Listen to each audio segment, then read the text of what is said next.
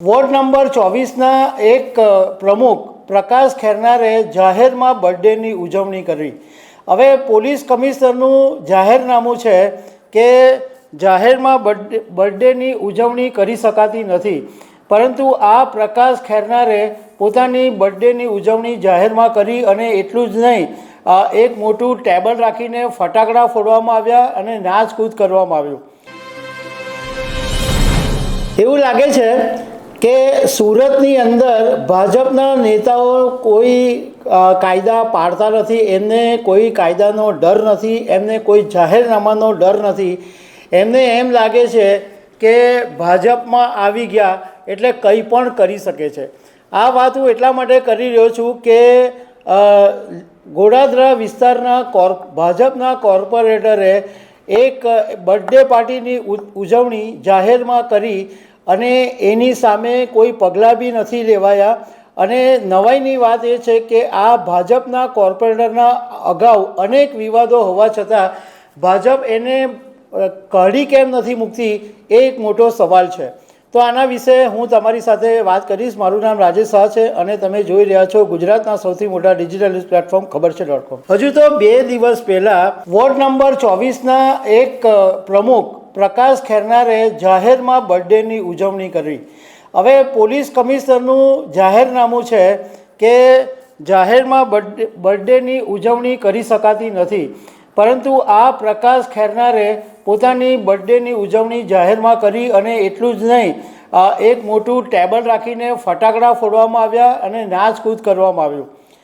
એ વાતમાં હજુ તો 2 દિવસની આ વાત છે। હવે ભાજપના ગોડાદરાના કોર્પોરેટર વોર્ડ નંબર 26ના અમિતસિંહ રાજપૂત, એમની બર્થડે 3 ઓક્ટોબર 2025ના દિવસે હતી અને એ ત્યારે ઉજવણી થઈ, પરંતુ એનો વિડીયો અત્યારે સોશિયલ મીડિયાની અંદર વાયરલ થયો છે।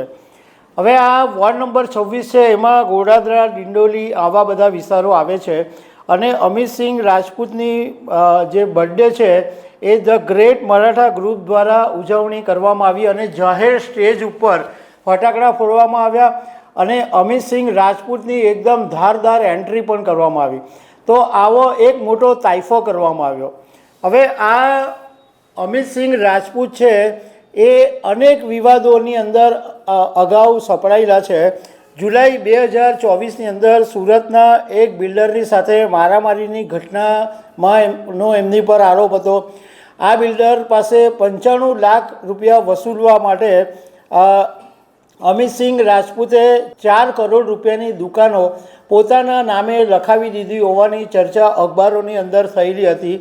અને હમણાં થોડા વખત પહેલાં આ જ અમિતસિંહ રાજપૂતે કોઈક કારણોસર ઝેરી દવા પી લીધેલી અને યુનિક હોસ્પિટલમાં દાખલ કરવાની પણ જરૂર પડી હતી। તો સવાલ એ ઊભો થાય છે કે આ અમિતસિંહ રાજપૂતમાં એવું તો શું છે કે ભાજપ એને કાઢી નથી મૂકતી? એવી રીતે કઈ મજબૂરી છે કે આ અમિતસિંહ રાજપૂતને આટલા બધા વિવાદો અને આટલા બધા જાહેરની અંદર આવા વિવાદો છતાં એની સામે કોઈ પગલાં લેવાતા નથી? ઇવન આ વોર્ડ નંબર 24ના પ્રકાશ ખેરનારની સામે પણ કોઈ પગલાં લેવાયા નથી। તો આમ ભાજપ શિસ્તની પાર્ટીની વાત કરે છે અને જે લોકો મેન્ડેટની સામે અપક્ષમાં ચૂંટણી લડે છે એને સસ્પેન્ડ કરી દે છે અને આવા નેતાઓને સાચવવામાં આવે છે।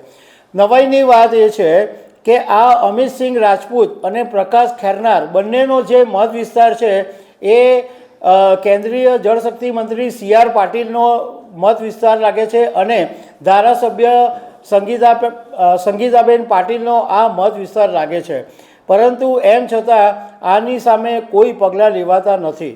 તો દર્શક મિત્રો, આવી અનેક વાતો સાથે અમે તમને મળતા રહીશું। Thank you very much.